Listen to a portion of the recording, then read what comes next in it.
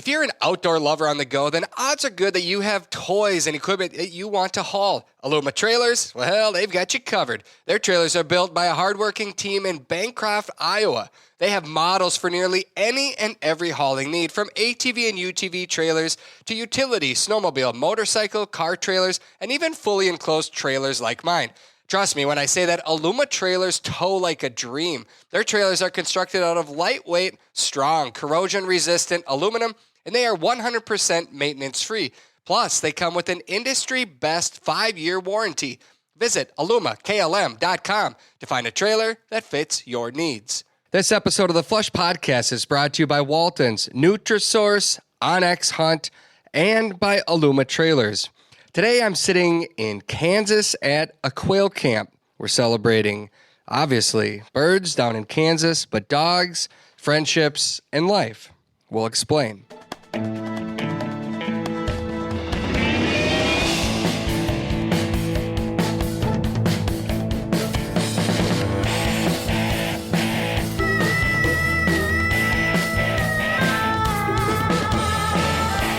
Welcome to another episode of the Flush Podcast. I'm Travis Frank. I am your host, as always. Brandon Morton is the producer. Brandon is not here today because I am down in Kansas, and I say today, but as I look at the clock, it is 9:25.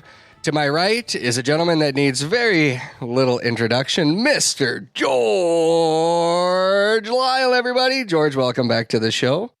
Thank you, Travis. Wow, what an introduction. Not sure I deserve that. You deserve it because you got the cowboy hat on. And okay, because every time I go hunt with George Lyall, man, the women go crazy. The emails come in. I can't keep up. And everybody loves your dogs. It's a good thing I still have my hunting boots on, and they're really tall. Thanks, Travis. I just like to think it just because of my dogs, not because of me. But anyway. It's your dogs. It's not you. Yeah, you have a larger-than-life personality, which we will get to shortly. And this room is full of people right now. We're calling it Quail Camp. And you invited me to come down here. It's a special place, and it's a special group of people we're going to introduce shortly. But I think as the sun was setting tonight, my last shot of the season may have rang out. And when I pulled the trigger, the bird dropped.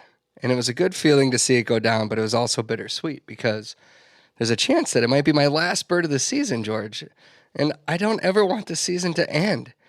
It's almost mid-January at this point here, and I don't know that it's going to work for me to get out again to another place.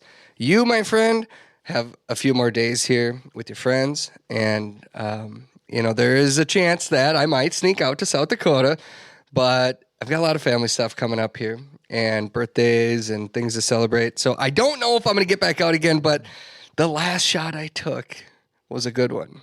I don't want to talk about the shot before that because it wasn't my only shot when that bird was flying by. That's okay. You know what? It was a series of shots. And a series of two. No, two. Yeah, it was a series. Yeah, the bird flushed. And when you say series, it makes it sound like I unloaded banana clip or something. Let me stop you right there. Thank goodness you finally have come around to my way of thinking. And the only way to bird hunt these gentlemen bobs is with a side, as my friend Steve Kane, who's sitting over here, would say, is a side by each. And side by each. First Steve, time. I was going to wait and introduce you, but I've noticed you call it a side by each multiple times this weekend. That's what correct. The heck is a side by each, and how does that come about? There's one on each side of each other. It's supposed to be side by side. Yeah. He was talking about his ATV last night. He kept calling us side by each. And now today you're like, I'm going to be grabbing that side by each on the next walk. Yeah. Well, what is with you guys? That's because my wife sits side by each of me. All right. Not front to back. I don't know anyone else that call that. No, I've never heard anyone else call it that. Yeah. So back to the shot. Yeah. First of all, Tucker did a really nice job. Beautiful. Went on point. We walked up there, and you were off to my left, and Steve and I were coming in for the flush, and the bird, we must have been, I don't know, 10 feet past where the bird flushed. It peeled out behind us, but hooked hard right. and you got on it, buddy. I mean, it was, I always say watching good dog work is like poetry in motion. You say that all the time. I love it. Yep. Yeah.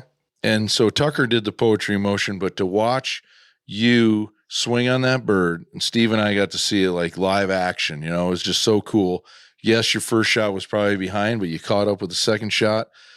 And to watch the bird drop and then Daisy go hunt it up and retrieve it to hand was awesome. Do you know do you notice that I didn't talk to her when she was out there? I said one word. No, two actually. Daisy, fetch. Yeah, good job. You're listening. Yeah. You're paying attention. Because you scolded me yesterday. I did, because the dog was hunting the bird, the dead bird. Steve had shot a bird and we were on a retrieve, and Daisy was the one that was really hunting the bird up. And everyone wants to like interject and tell the dog what to do all the time.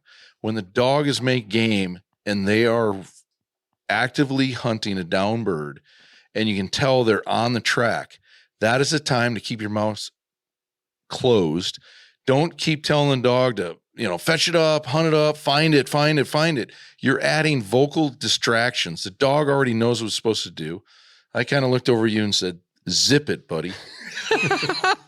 And you did. And what happened? Well, she was already engaged with the bird. I came to the party late, to my defense. I didn't see her already know that she had already scented the bird.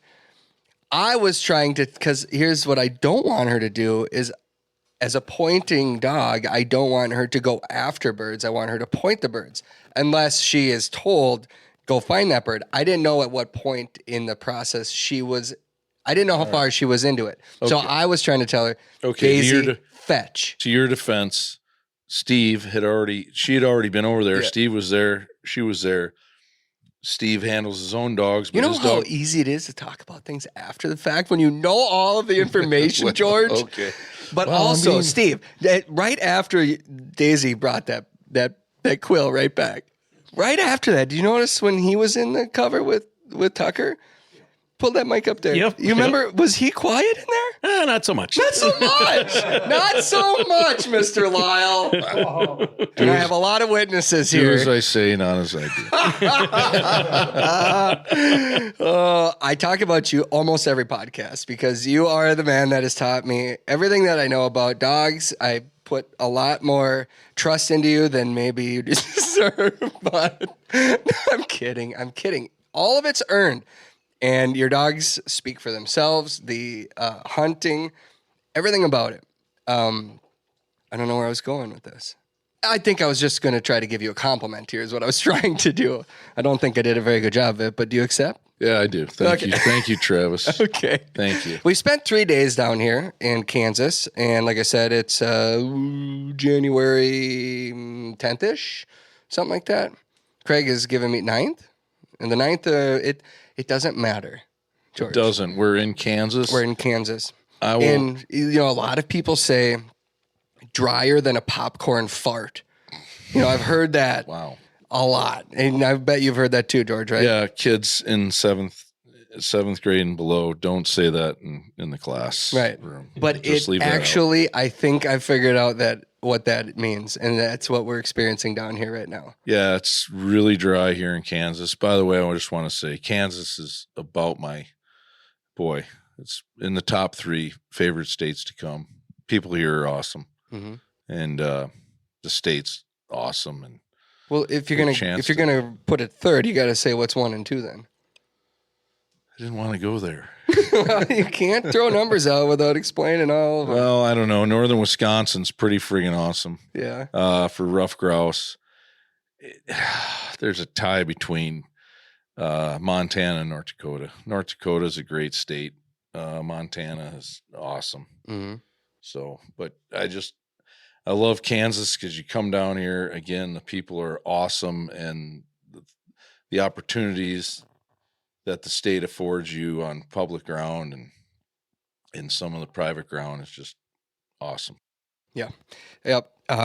There has been a pretty severe drought in this state and a lot of talk. I haven't been here yet until this is my first hunt in Kansas for the season. But there's a lot of anticipation because quail numbers had been reported to be pretty solid from a lot of people that I talked to, and the anticipation is pretty high. The last time you and I have been on a quail hunt, it was, little did I know that it would probably be the greatest quail hunt of my life as far as the amount of birds that we found on public land. And that was in Oklahoma back in, 2017-ish? 16 or 16 or 17. It was something. in the high of the highs. Yeah. And I think we talked about it while we've been down here, and kind of pinch ourselves to say what a moment that was. Mm-hmm. And sorry, all you Oklahomans, that's a great state too for bird hunting, but you and I had an epic hunt, and I don't want to use that word, just throw it around. It was truly the most memorable quail hunt ever. And that was the first quail. That was my first quail hunt. We had another first on this hunt. Daisy's first quail hunt Was here. This is her first time hunting and quail. Then we're going to introduce everybody here in a minute, but my best friend from high school, John Malin's first quail hunt, first quail in the bag. So that's cool. Yeah. But the Oklahoma deal, we had a 24 covey day on one turn with one dog, which and people are going to go, what? Yeah. Tucker did a 4.5 hour run, 24 covey finds. And on the last, we kept trying to get back to the truck, but anyway, I eventually had to pick him up because he was spent. He stopped. We went on point. We're like, gosh, we were trying to get him to go the direction we wanted to go, but there were so many birds and scenting conditions were outstanding. And he just kept locking on point. And then all of a sudden, all right, he's on point again. Got to go over there. And we get there and we walk up in front of him expecting another explosion. And he was just standing there because he had nothing left to give. He poured his standing there with his tail between his legs going, Dad, I spent everything. All the dollars you put into me, I spent every one of them. Time to go home. I showed up at the bar and I bought a round for everybody, and I'm out. Yeah. Well, we haven't reached 24 coveys in a day. The conditions are, I think, difficult. They're difficult. Yeah, and so I think it really changes what your expectations should be. If anybody coming down to Kansas, and I know there are several of you because I've actually been receiving messages today because the last episode I said I was coming down here to Kansas. So people have been asking, where are you at? What are you seeing? What's going on? Are the birds there? And I think my response to that is that they're here, but you would be amazed at how close you can walk to them and never know that they're there. And walk right past them. And a prime example is our first day, George, a covey went out into a sorghum field and landed.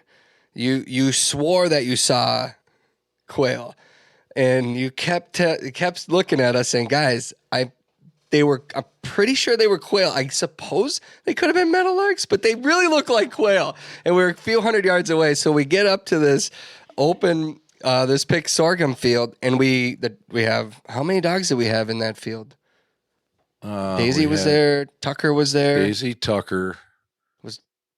I think that's it. Yeah. Really? Yeah, it was just you didn't have Bob? Nope. No. Bob was not that name for a dog, by the way. There was just two. Okay, so 2 dogs work through this area, and it's only that part of the field. It was only probably 75 yards in width, and we took it straight south, right past where we thought the birds were. Absolutely no contacts with birds were made. We then made a loop back because you're like, well, maybe they were meadowlarks, and we walked past them again. And then we turned back, and somebody was standing there, and out goes a quail. Yeah, it was amazing. I think we walked by that covey, and we only moved 40 or 50 yards, either left or right. Total for 4 of us, 4 guys, 2 2 dogs, and we're walking, but they got to be right here. And then when one went out, we said, "Holy cow, we got to slow down." And we just stood there. And I think you know how you stand when in the end of a cattail push, and the pheasants just eventually get nervous and they start flushing. This is kind of what the quail did. Yeah. And after shooting and recovering a bird, walking past more birds, then turning and walking back again, then it was kind of like popcorn flushing. The whole covey started to go. Yeah. And kept going and kept going. But I think the moral of this story is that we were within, 1 to 2 feet of these birds standing there for quite a while before they would finally go. And the cover is so, imagine if you don't know what a cut sorghum field looks like, it's very similar to a cut cornfield. The stalks are probably in that particular field. It was probably, 14-inch stalks probably. And maybe 12, I don't know. But either way, it's the cover is, you wouldn't expect a bird to hold that tight in the field like they did.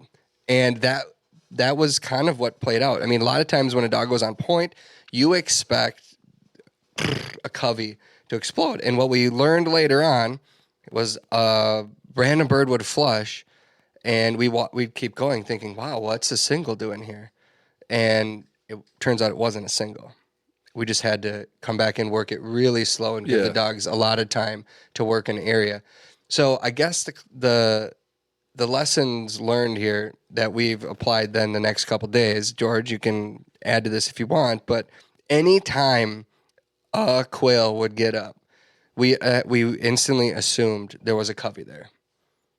Yeah, correct. The point you're getting at is slow down and give your dogs a chance to work the area. I mean, this is our 3rd day of hunting, and again, the slower we went and gave the dogs time to work the area, we found birds. We also watched dogs run pretty close to birds and miss them by just a couple of feet, and come back and then find them. And so there were places that we went where we're like, gosh, it just looks too good. We have to go back and circle through it again, which we did multiple times in the last couple of days. And that would be my recommendation for anybody coming down here quail hunting, because the season lasts a few more weeks down here. So there's still plenty of time to get out, and highly recommend it. The quail are here. I think if we had, let's say we had half an inch of rain, it changes everything. And we probably would have seen, I don't know how many times more birds, but I think we would have seen quite a few more birds. Thursday, the percentage, day is today. Today's Monday. This Thursday, we were looking at the weather, and it said 24% chance of rain. Ooh. This morning, it said 75% chance of rain. For the folks where we are in Kansas, and pretty much the whole state of Kansas, any moisture they can get would be a blessing. Yeah. If we get some moisture on the ground, I think what will happen is our rate of covey finds per day will increase probably by 50%. I'd say more than that. It could. Yeah. But yeah, the birds are down here. We've seen a few pheasants as well. That has not been a priority. We come from pheasant country, and there's something about the explosion of quail that draws us down here, that has brought us here.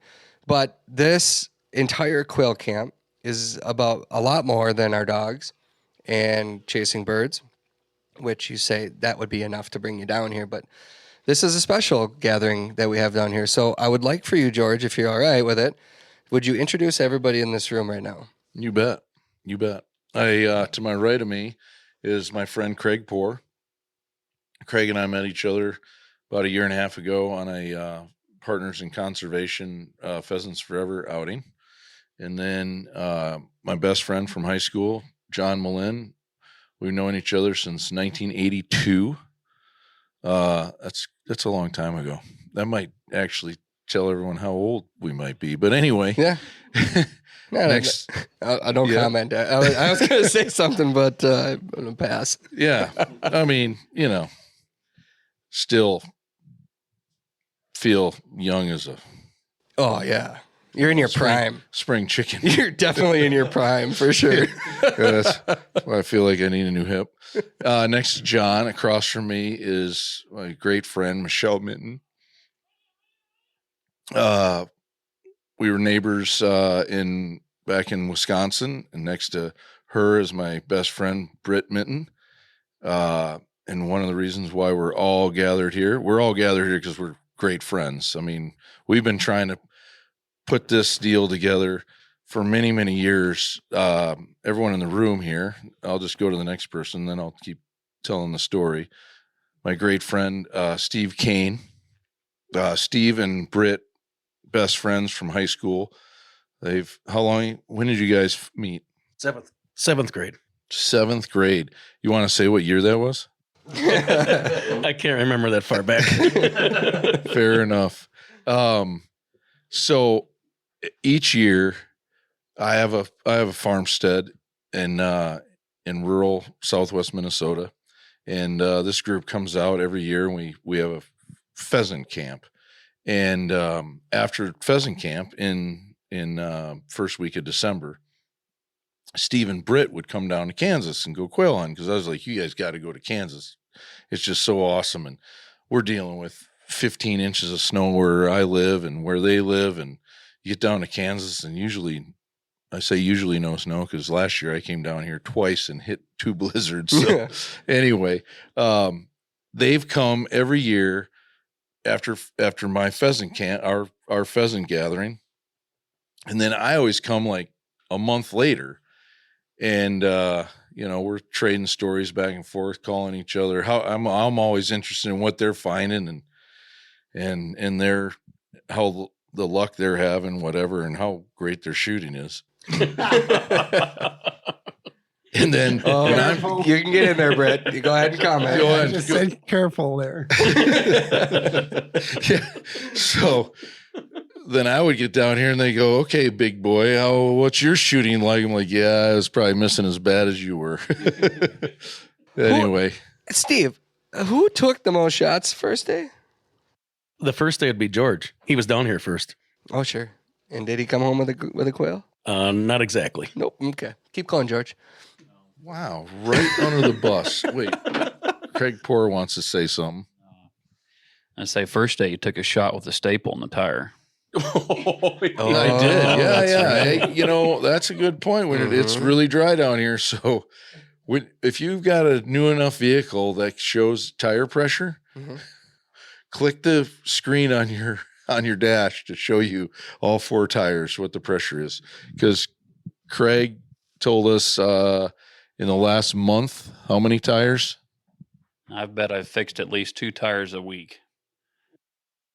For how long? Since about probably late October, probably, when right before harvest started heavy, or we started drilling probably last September, and so you start driving down the dirt roads a lot more, and all the iron and stuff starts shaking up to the top, and you just, we're dry.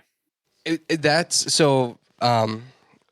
Yesterday we came off this property, and I was walking back down the road, and I was literally picking up nails and iron I felt like 50 feet, John. I mean, it felt like it. Yeah, 50 yards. I don't know, but I was amazed at how much was on. Why is that right now that there's so much on the road? It's really not so much right now. It's just over time, stuff falls off the back of pickups, things fall off. Bolts and stuff fall off the trucks. At one point I had a 243 shell in a tire.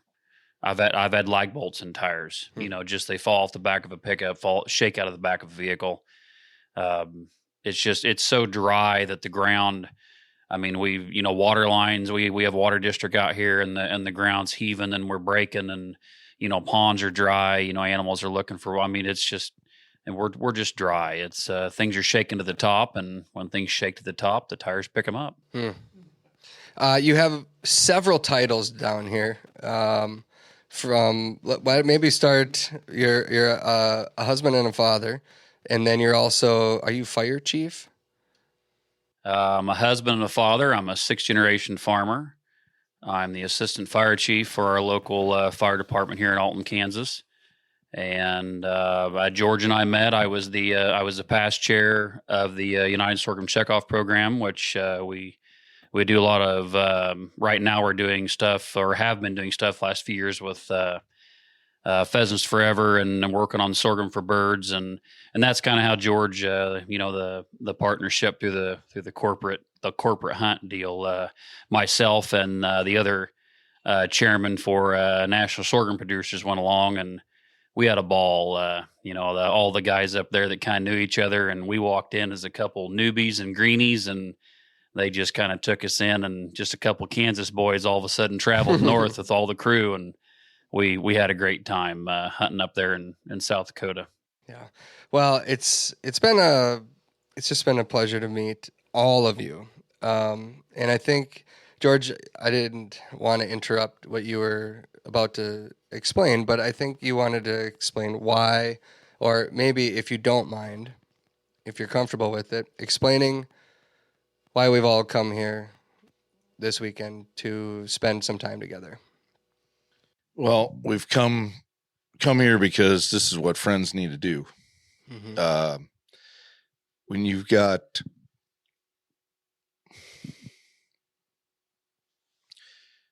got great friends, you need to spend time together.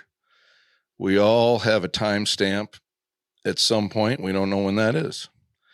And my best friend, Britt, unfortunately,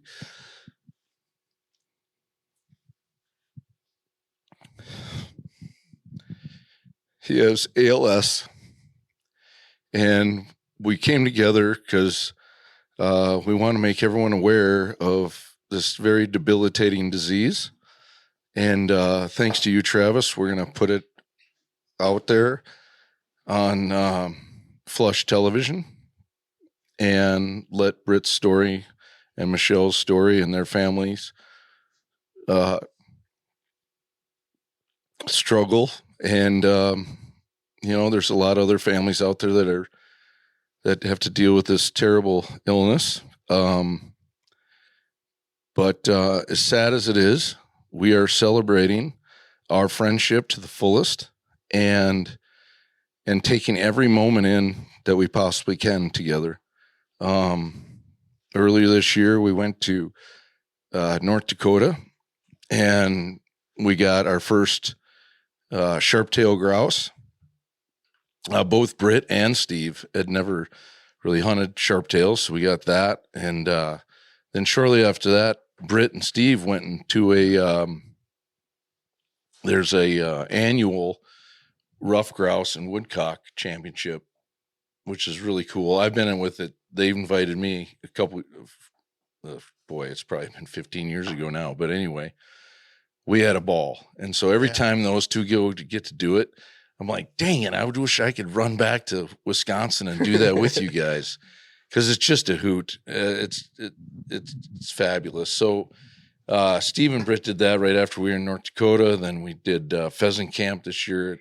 Again, we do that every year at my place. And this year was like, all right, let's put the team together. We're going to do this in Kansas because, again, I said that earlier. They've come down, then I come down later.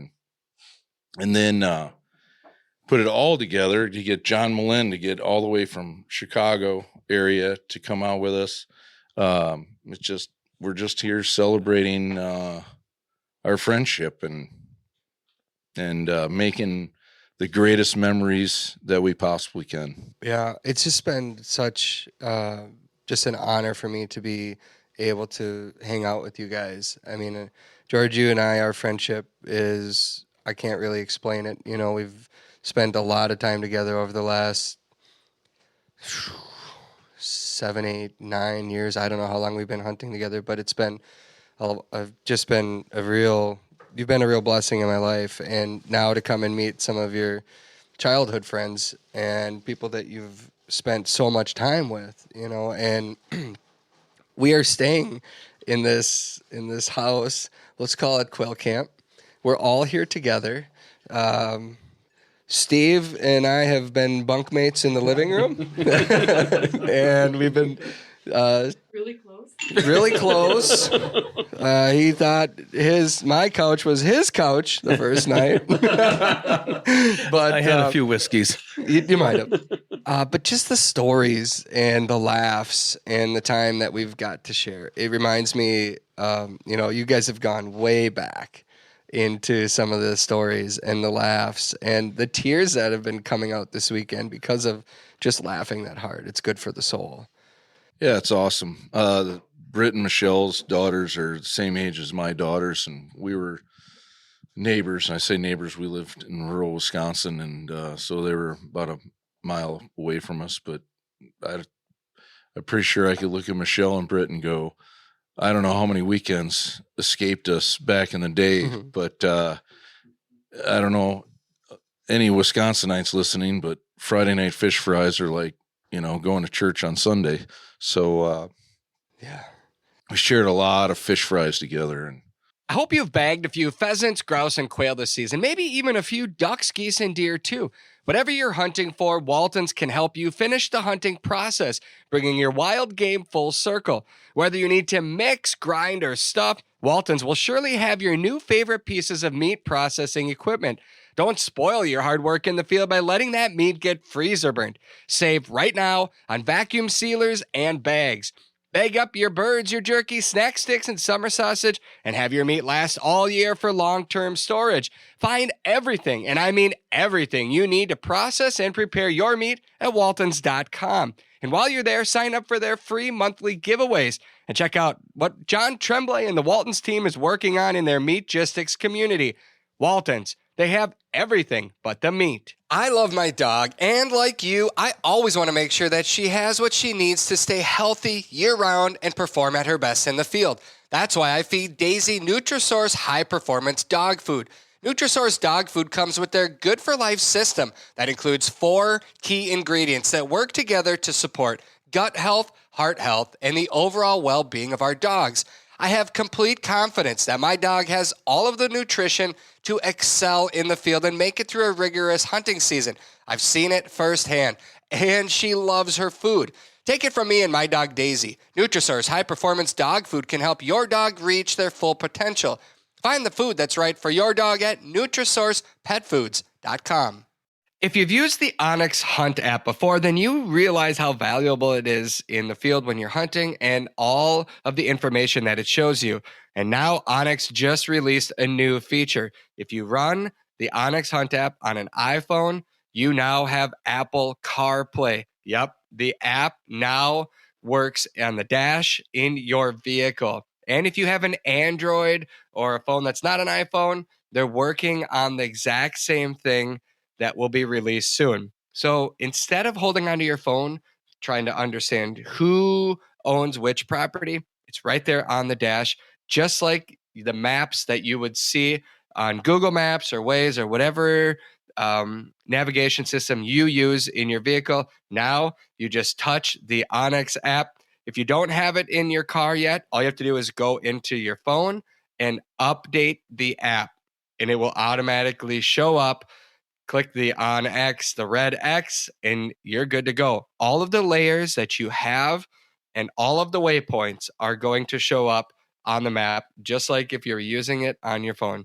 Onyx maps work in the field, and now they work in your vehicle too. Onyx Hunt always helps you to know where you stand.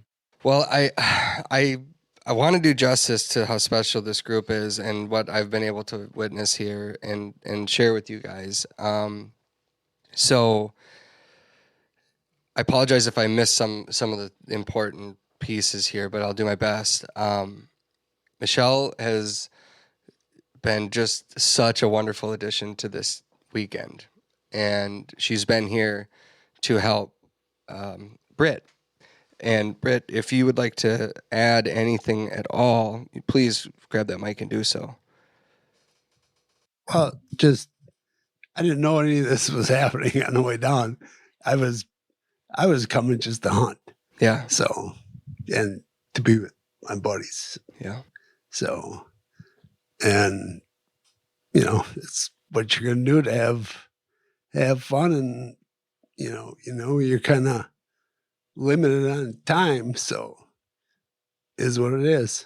Can I ask, So are you comfortable sharing, what challenges are you facing right now that make it difficult to go out and do what your brain wants to do and your desire is to do, to go out and hunt with these boys? well, just physically, it's hard to get around. I get tired really easy, and I've already took a couple diggers already, and Yeah. so it's mobility is tough. Had a little trouble getting the safety off today a couple times, but And is that just because of the strength in Yep. your hands have left? yes, it's everything's taking its toll. Yeah. So So your wonderful bride, Michelle, has been here and she's been carrying your shotgun. And she also has a folding chair. And so what she has been doing, bless her heart, has been walking alongside. And your dog, Carter, has been hunting with all of us. And you go as far as you can go. And when the opportunity presents itself, she's been helping to get you into position to move in. But a lot of times we have, I would say, maybe, Michelle, how far do you think you anticipate going between stops? How has it been going for you? As we've been hunting, I guess my question is, describe what that's been like for you.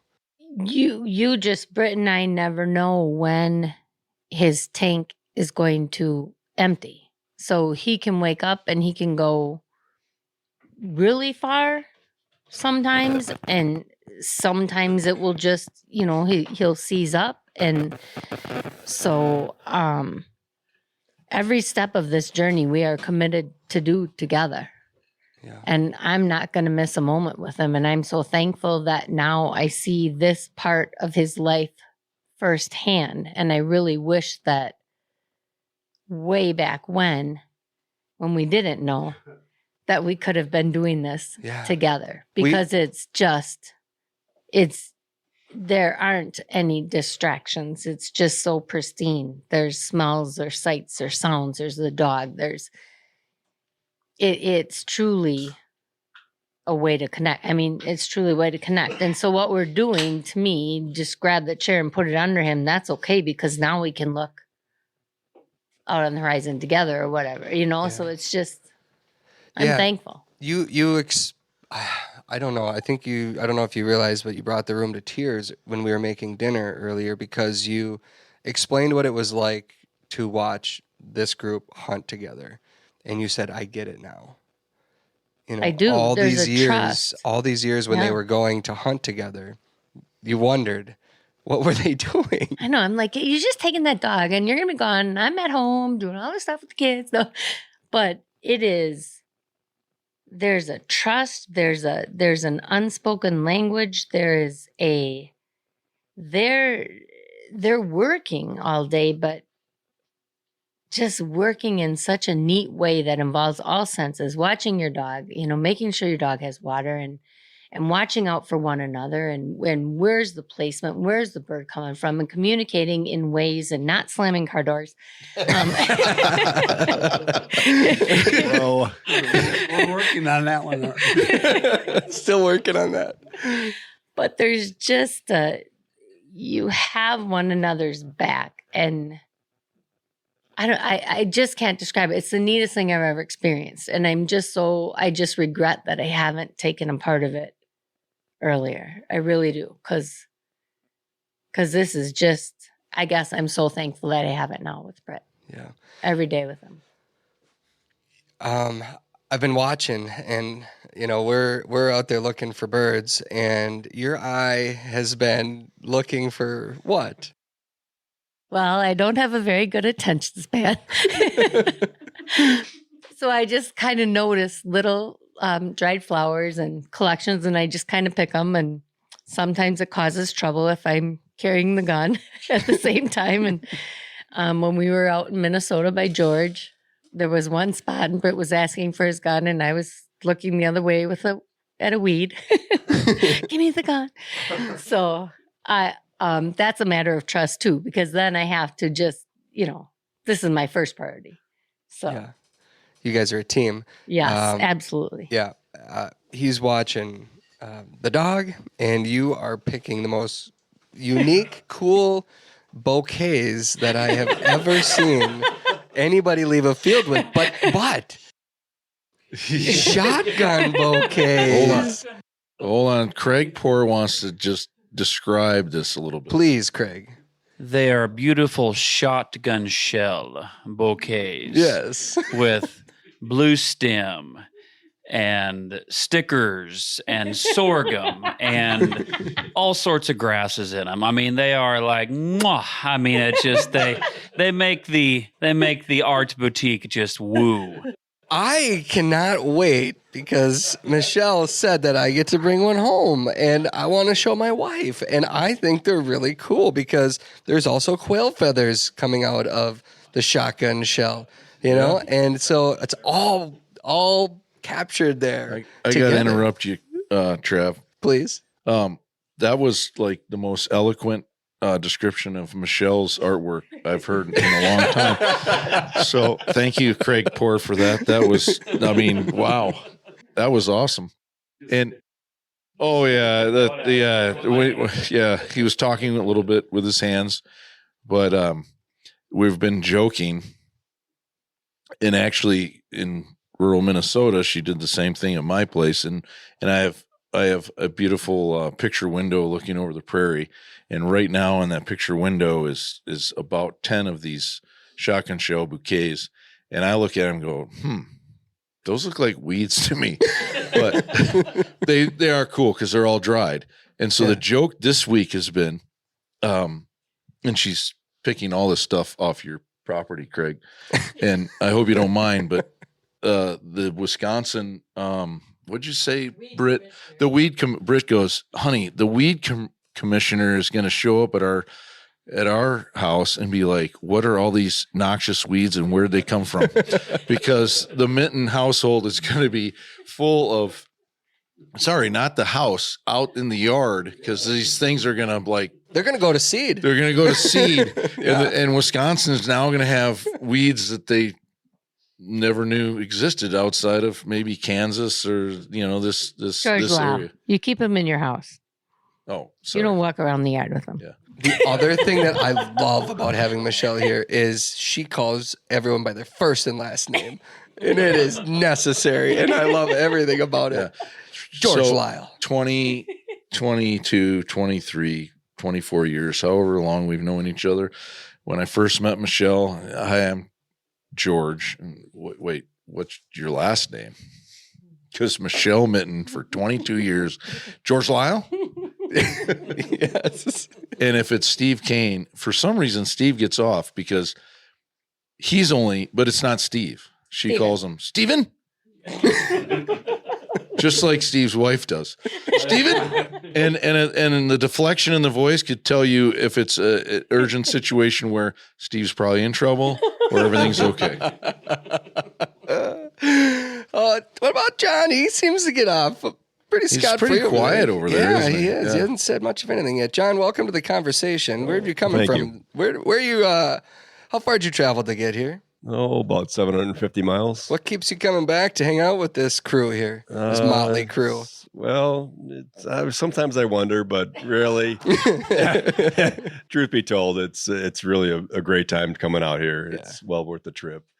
I drive by myself out here and listen to the radio a little bit and look forward to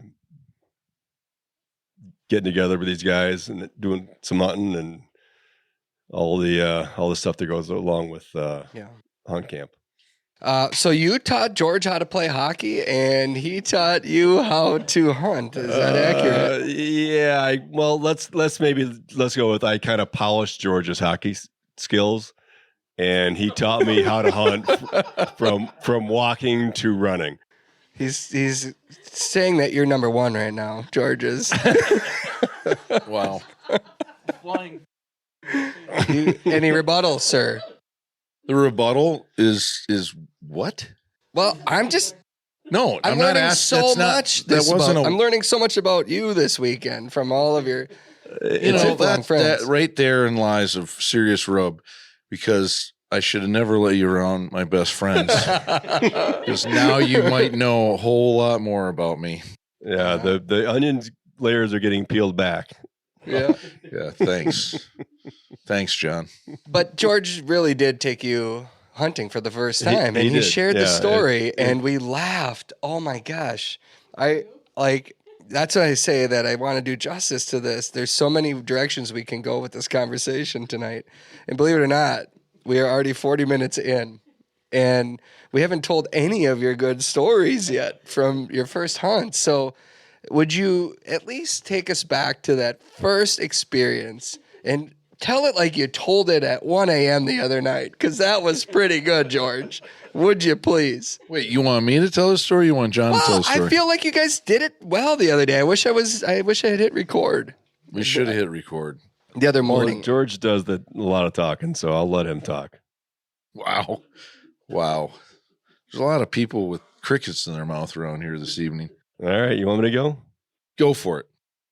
All right, so I had never carried a gun in the woods before, and George says, "Hey, let's go grouse hunting up in northern Minnesota, like literally miles from the Canadian border." Oh, sure. Where are you from? And you guys are in Chicago. We're in Chicago. Yeah, we're in the suburbs of Chicago. George and I went to high school together. I had just finished college, and George had a year or two more to go with college. And That's being generous, by the way. you're welcome. I should have. We're 1 year apart in age, so he graduated high school 1 year ahead of me. Do the math. John graduated in 4 years. It took me a little bit longer, but I did get a college degree. It's not how you get there. It's just how you. It's not. No, it's just that you get there. Yeah. Enjoy the journey. I was Yeah. enjoying. If my dad was still alive, he'd be rolling his eyes. He's like, man, like I said, I always tell people, when I walked in the first day of college, I didn't hear the starter pistol go off. I didn't know it was a race to the finish. Well, I got a little bit different conversation from my dad. He said, "John, you have 4 years or 4 choices: Army, Navy, Air Force, Marines, or finish in 4 years." And I believed him, and I got it done in 4 years Right on. somehow. So anyway, back to northern All right, Minnesota. So You George strap says- a canoe on. Yeah, I believe. So I've got a Mazda 626, and I decide, well, we'll drive this up to northern Minnesota with a canoe on top. So me and George plop his canoe up on top of my car, strap it down, throw all our stuff in the back. He's got a young dog, black lab, and off we go.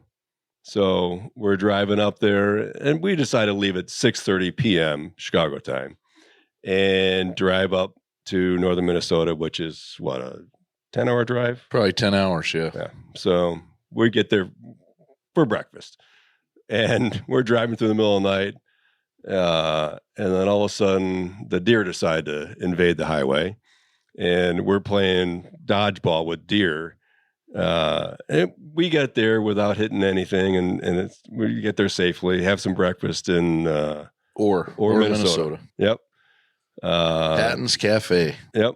So finish breakfast, start driving down some gravel roads to the Portage Trail or trailhead, and I happen to make a sharp right turn at about 8 miles an hour, and the canoe nearly falls off my car. So we'd been driving for 10 hours at some speed limit, or unknown speed, and the canoe didn't move an inch. And then we turn at 6 or 8 miles an hour, and the canoe nearly falls off. It's like, that was a really good job tying that canoe down, George. I wish we would have had that on like a dash cam or something of our faces, because it was like what? Like the back was just a weather vane The of the back of the yeah, canoe oh, yeah. just flying Yeah, yeah, yeah. behind I'm you sure guys. It was about a 30-degree angle on the top of my car. Yeah. It was like, oh. Yeah. Well, what's up with the canoe when you're going grouse hunting? So we have a family cabin that's on the Minnesota-Canadian border. And the only way in is by float plane or you portage in. So we portage a quarter mile from the car down to the edge of a lake and put everything we can carry and our guns and a 1-year-old black lab into a canoe. And then we got a paddle. It's probably, I don't know, 5 miles up into another lake. And then that's where our little cabin is. There's 2 connecting lakes. Yeah. Steve just said uphill. Yeah, it's uphill. He did say up, so I was thinking it was uphill. Yeah, Sorry. both ways. Anyway, Up meaning we were traveling north. sure. And this is again a remote cabin. There's no power. There's no roads. There's no nothing. But we have some outboard motors there and some small boats. And Once you get there, yeah. So we get there, and sorry, I guess I'm taking over the story because so John has never hunted, and I'm thinking, well, boy, growing up grouse hunting as a kid, I'm pretty sure I shot my first grouse with a 22. So I bring a 12-gauge shotgun, and my dad's Winchester 22 rifle, and it's got to be from the 50s. I don't know. We still have it. It's awesome little 22, and I hand that to John, and he's like, "Oh!" And the whole way up, he's never seen a rough grouse. So I'm trying to explain to him what a rough grouse is, and so anyway, I'll fast forward. We get to the cabin. The next morning, we go out and we're going to go grouse hunting. So I got a shotgun in case they fly. John has a 22 rifle. This is they've never seen it. Most of them never seen a human. sure. So they don't really fly. They usually just jump up in a tree and stare at you. And You explained, of course, how this was going to go down to your buddy. yeah. I said, oh, they're probably going to see the thing walking on the ground unless my black lab gunner smells it and then flushes it, and then I'll be there with a shotgun. Don't try to shoot it flying with a 22. And anyway, we're walking down this moose trail, or John was walking on the moose trail, and I was up slope a little bit, waiting for if he flushed one or the dog flushed one. And I happen to look over, and I see John like sitting there, stand there, and he's looking through the woods. And you see someone with a very inquisitive look on their face, or their whole body language says, I think that's what I'm supposed to be. We're after, but I have no idea. And so after three mountings of the 22 rifle at something and 3 shrugs of the shoulder, the 4th one, finally, I hear I'm looking over at him and the 22 rifle goes, and then the notorious, if you're a grouse hunter, we all know it, flop, flop, flop, flop, flop, flop, flop, flop, flop, flop, on the ground because he's flapping his wings. And I went, oh my gosh. And he looks uphill at me and goes, looks at me like, well, I don't even know What did I just do? Yeah. I'm like, yeah, you got one. He's like, I did? I go, yeah, that's a rough grouse. This is so awesome. So that was his first rough grouse. The way you described it, he told you, you'll know it when you see it. Yeah. That's about all he Well. really said. You'll know it's a grouse when you see it. Yeah, I saw some bird walking around the forest floor, and I'm like, well, all right, that's got to be a grouse. What else would do that? It was so awesome. I mean, I could walk all of us in this room to the exact spot on that lake, on that moose trail, guaranteed. And then John and I went up there like 3 more times after that. And there's a lot more other stories we go into. We actually brought decoys one year and tried to duck hunt. And we did duck hunt, but I think the only thing we got were a merganser or 2 or whatever. But we've had some great adventures. So that first rough grouse a long, long time ago to today.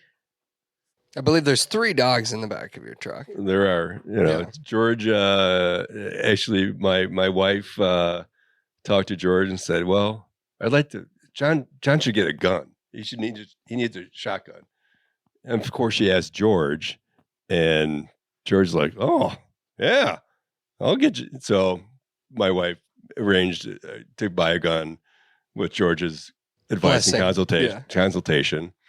And then a couple years later, she's, oh, I think John would like a rifle. She goes to George again. So I got a nice rifle. George bought me a bottom of the barrel shotgun, but That was Come on, it's been upgraded of late. so I learned my lesson. Okay, I got him a pretty low grade. I didn't get him. His wife got him on my advice. Oh, just get him this shotgun, right? I mean, it's a workhorse type shotgun. But on the was it second, an 870? you pump? got It's you got described as a bolt battle. Yes, But it is it an does it. 870. It does everything. It did everything. Mhm. My first shotgun as Upland well. birds, Yeah. ducks, deer, Heck yeah. turkey. It was really, literally, probably the most frugal thing my wife's There's a ever lot bought of me. people listening right now that says, "Heck yeah, my first gun too." Absolutely. 870 Remington 870 pump. not only with his 870 is he shot a lot of stuff. Yeah, Craig But over here. we've had a grouse camp in northern Wisconsin. I used to have a camp, but we've been doing a grouse camp like we hear at Quail camp for 26. This year was our official 26-year grouse camp, but John and I've had about 28 or 29 years of grouse camps together. John was the first one out of me, my two brothers, a friend from Georgia, Bill Cunningham, our friend John Schallenberg from Nebraska. John Malin, the guy who never carried a gun or whatever, shot the first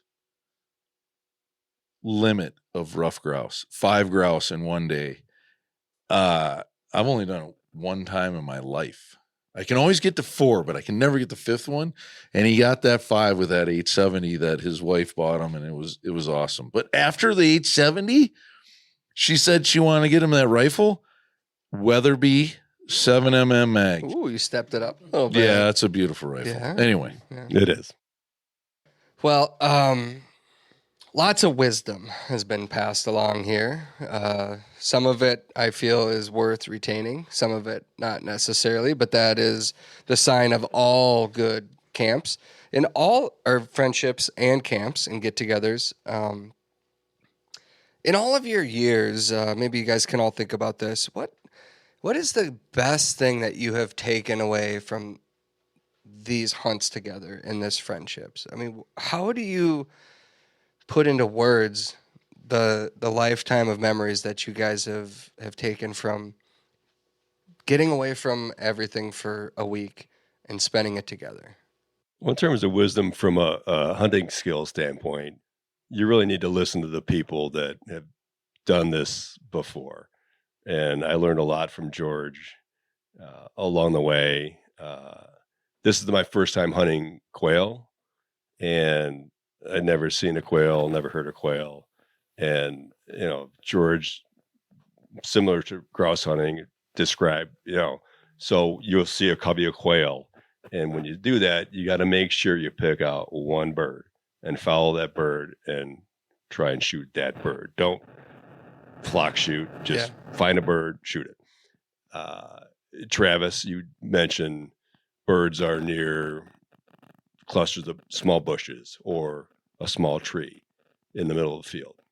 Well, today I'm walking through a grass field, and I literally went to every tree with my dog, Sadie. And one of the trees we went to, I think about 15 birds busted out of an area the size of a tire. And I'm like, oh my Lord, what just happened? and then I'm like, all right, I'm turning, and 3 birds are going away from me. And I hear in the back of my head, pick out one bird, pick out one bird, pick out one bird. And I picked out one bird, shot, bird dropped. So you got to listen to people that have done this before and are good at it, and pick up their knowledge. So from a knowledge standpoint, and you want to get better at this stuff, listen to the people that have done it and are good at it, and learn from them. Accept the invitation if you get it. Oh yeah. Yeah. How about I know most people listening have their groups of friends. You guys are a special group, really close. Um, the memories that you make here and the value of these friendships. What does it mean to you outside of the week that you spend together hunting? Can you even put it into words? It might be tough to. It's hard. I hunt a lot of different things. A lot of upland birds. I hunt deer. I hunt waterfowl, and I've got some different groups of friends based on the different types of birds I hunt. And it's always nice because the anticipation when the season's ready to start, all of a sudden the email activity or texting starts to pick up, and it's like the planning starts and all the communications going. And it's just good to have that kind of refresh and recharge yourself from kind of the monotony of life and depending on what your job is and where you live and all that stuff. I live in a big city, and there's not a lot of people that hunt and fish and enjoy the outdoors like they should. They don't understand it, and it's great to like kind of reconnect with all the people that love the outdoors, whether it's hunting, fishing, or just walking in nature. It's really good for me to keep it all going. Yeah. Steve, how about for you? Well, it's I enjoy getting together with everybody, and we come together because of hunting, because that's our common denominator. And but I like it because of the stories that come out of it. Just the goofy things that happen, giving the guy the business about missing a shot or something. And then Michelle will attest to this, that she's heard every story that ever happened numerous times. And probably every time we get together, same stories come up. And it's just making more stories. We just keep building onto that dictionary, that encyclopedia of stories that we just keep coming up with. It's amazing how it just gets seared right in and you just remember it. The things that happen. Go ahead, Michelle. Well, and I have nothing to contribute to the long-standing friendship, but being a listener in the car. Whoa. Today, you don't have nothing? No, but today. You have a lot to contribute. You make this happen. The wives at home that aren't at the camp when the guys go are making it happen. But just today, absolutely. Just keep telling everybody tell all the wives how important it is. Just roll on. You're doing great. But today, it's just so powerful. It's just such a reminder in the backseat listening to them. Like, okay, remember when we were right here at that one spot, right down. Oh yeah, it was down this road where it was this. So the memories, they have the exact location. And yeah, when this dog did this, in fact, today they brought up a story of one of our dogs that passed and how he would honor a point, and they knew they were talking the same story before they even knew it. And just to hold all of that, and now being a witness to what it looks like, but to hold all those minute details and where you were and what was up that ridge, and it's powerful. It's powerful what you can pay attention to and hold as a true, meaningful piece, to occupy your brain when so much else can clutter it. Do you feel like being here tonight, walking out there in the field, watching the dogs go on point, watching the birds get up, we take the shots, we bring the birds back, we clean them, and we prepare them out there, and I mean, we put a plate down, and within seconds, I feel like it's empty. And did you anticipate the food tasting that? Like, I feel like you really enjoyed it. Oh my God. No, it was amazing. It was wonderful. And it was done really, very responsibly. And, I just don't feel like, I just think it was a true culmination of everything we've done and all the hard work and everything you guys have been looking for and carefully, marking the path and walking. And, it wasn't, I don't know. It was really neat, and it was excellent. It was very good. Yeah. Britt, would you like to add anything to this conversation as far as, talking about these friends of yours here? Sure. I think part of the excitement too is the going to these different places and and new spots, and so the excitement of or the anticipation of what could be there, and Steve and I, when we've come down here, now you know some spots you do have, and so you're always relying on those spots, but you're going out looking for new areas too, and so that's huge fun too. So. How about these guys just in all the years of friendships and memories that you've made? What do you hold closest? Stories and just being with them. Yeah. Just the hanging. George, would you like to add anything to this crew that you're celebrating this hunt with this weekend? Yeah. I just look around the room and I go from, my mind can't wrap my head around how long John and I have known each other and the tales we've had, whether it's in the field, in the woods, or crepes on the city streets, whatever. And then Britt and Michelle and Steve and Craig, only knowing Craig for a little over a year. I think it was a year ago, right? Yeah, a little over a year. I look at Craig and go, he's fitting. He just fits right in the whole mold. Birds of a feather flock together kind of deal. Mm-hmm. I feel like Craig is like a brother that I didn't know for the last. Well, I'm over 50 and he's younger than 50, but he could. So he's like, seriously. I mean, It's this whole, like Michelle just said, it's like you get around like-minded people and you start telling stories.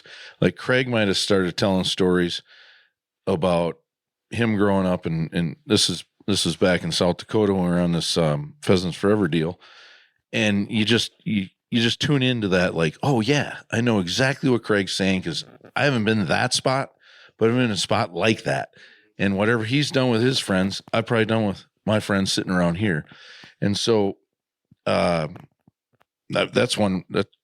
The second factor of why we're sitting around this kitchen table is because my friend Craig Poor offered up his house or his cousin's house in the town we're in and said, instead of staying in a hotel, we've got a house and come on over and see me. And I think knowing each other for about 30 seconds a year ago, we went, wow, I can hang out with that guy. Some people just click instantly, and it's awesome when that happens. And you just you find yourself in different places that you never expected. Like the time we sat down in Kansas City at a dinner table together, George, and I happened to sit next to you, and I don't know what happened that night, but my goodness, we've been from Ontario to Wyoming to Oklahoma to Dakotas to Montana. We just add another destination every year, and you just never know how it's gonna play out. But it's pretty cool when you share the same joys in life and the same passions, and you just want to experience a lot of great things together. I keep looking across the table with Michelle, and Michelle's words are so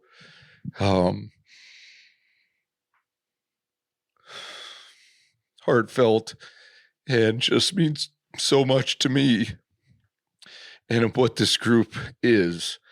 And again, Craig being new to this group, it just feels like he's been part of the group the whole dang time when I met him.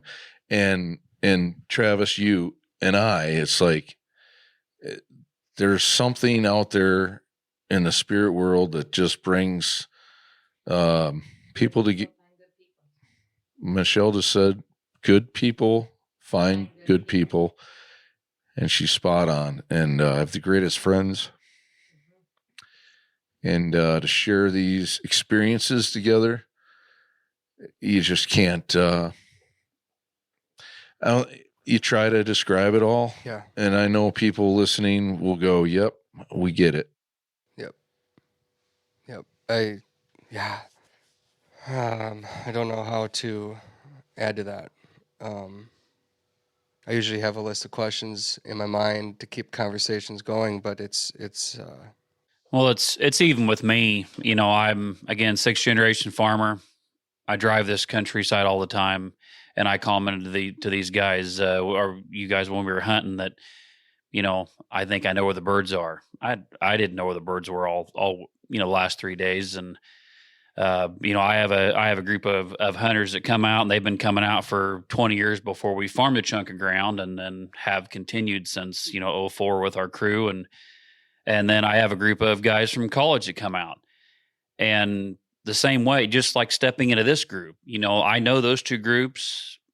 And like Michelle said, it's kind of an unspoken language. When you grab your gun, you put your vest on, you step out on the field, whether it's, happens to be a sorghum field or whatever field, you kind of look to your left, you look to your right, your guys, everybody kind of knows it's an unspoken word of we're going to walk forward and we're going to watch the dogs, we're going to watch them work. And when the birds come up, we're going to try to bring something home to the plate. And it really, and I've hunted with, we've had other people come in with my college buddies. Like you said, everybody gets busy and we just kind of keep dwindling off and people and so we add a new person in. And I mean, it's just crazy how boom, they're right there with us. I mean, they know what's going on. And so it's just, I mean, it's this weekends like this are camaraderie. It's friendship. It's getting together. It's hunting. It's adventure. It's learning something new. It's gathering flowers to put in a shotgun shell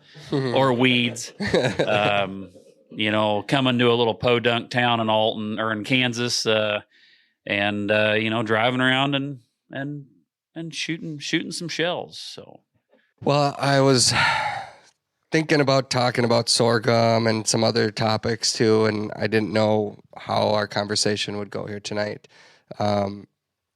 Craig, you live here, you see the land. People that still want to come down and hunt in Kansas, what can they expect when they come down? If they've hunted here before, is it better than it's been? Where are we at? This year we're probably going to be. It's going to be a little lower. Pheasant population is down, and we've talked a lot about quail, but pheasant population is down quite a bit. Now, why is that? Drought. We had really, really heavy rains back in 19, and in certain parts of the year that can hurt the pheasant and the quail. The quail have stayed pretty strong. I mean, and as we've discussed, you can walk by them. I can be walking through down a fence line, repairing fence, driving across the field, in a Ranger or ATV or whatever, and all of a sudden, boom, they'll take up. Well, or flush. But with your dogs, and I mean, even some of these guys here being north, I left to go on vacation and went somewhere a little more humid, and all of a sudden, wow, I could breathe again. After the second day, and then I mentioned to one of them, like, we're really dry, and they kind of sniffed a little bit, and I'm like, oh, hey, you know it too. Well, so do the dogs. Yeah. And when it's dry, I mean, the dogs have trouble. I mean, and they're running a level below us. We're running above, the cut sorghum, the cut grass and the pastures. And I mean, they're smelling 10 times more than what we are, or 50. I don't know what that number. That was a terrible number, but it's a lot more than that. Lot more than that. But so I mean, they're breathing it in. But we were in a drought. There's lots of sorghum that's been in our area and to the west and east. In our bird country area, there's a lot of sorghum and crops that have been cut and they've been put up for hay. I mean, the fields have been mowed off. Around here, it's a little bit lighter on that, but we definitely have a lower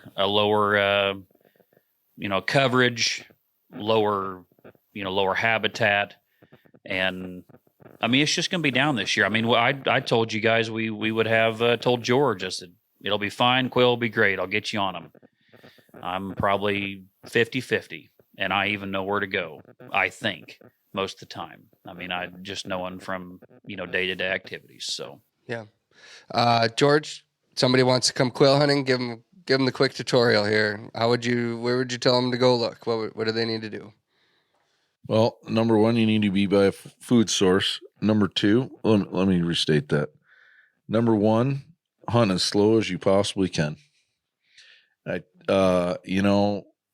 we're down here celebrating our friendship and our lives together. And one thing that it's done for us is it's helped us hunt slow. When it's so dry out, you got to slow the pace down. You got to let the dogs work. We've already talked about how close the quail have been pointed, flush from us, all that. Slow it down, but it's no different than any other year. You need cover and you need a food source, and hunt close to those two, and you'll find them. Yeah, I think it's tough conditions right now, so just take your time. Yeah, but it's also rewarding as heck when you make it happen, right? I mean, it is rewarding as heck when the dogs do find the bird and you do make the shot and you do get to bring it back. And that's the whole point. That's why we're down here. Yeah, absolutely. So I guess what I'm saying is if you have the opportunity, come down to Kansas. There's still some time left in the season. The birds are here. You don't know what the weather's going to do in the next couple days. Might be fantastic scenting conditions. Let's hope and pray that that's the case. And you guys get to spend a few more days together here. And I can't wait to hear more stories about how the rest of the hunt goes. And I appreciate you being open and sharing what you're going through, and just giving us a glimpse into this lifelong friendship that you guys have all shared. It's a pretty cool thing. I hope that people listening, if they've had these hunting groups and it's maybe been a while since they've gotten together, that maybe you just think about this and say, I need to call the guys or I need to call the gals and say, we need to get together again. Wherever it is that you started doing years ago, I know life is busy, but it goes fast. And if you have the opportunities, take them. Don't pass them up. We talk about this all the time in hunting. If you have the chance to bring somebody new, do that too. But really, this conversation, I think it just sinks into me the value of the friendships that I've made and the friendships that we've made even this weekend, and so it's really important. With that, unless anybody else has anything they want to add, I'm gonna say thanks for listening, and we do have a live podcast coming up January 26th at Bear Cave Brewing in Hopkins, Minnesota. So that's only, I think like 2 weeks away. And then after that, we have Pheasant Fest shortly after. So I love when you guys come to the live shows, meet you. I love being able to meet everybody that listens. I appreciate all the listeners. I speak for everybody at our company that your support, it means the world to us. And we look forward to hanging out with all of you guys in the coming weeks. Hunting season is not over. You can come to Kansas. There are other states that are still open. It's worth the drive. Make the time and bring the loved ones with and enjoy the time in the field. With that, we'll be back next week with another episode of the Flush Podcast.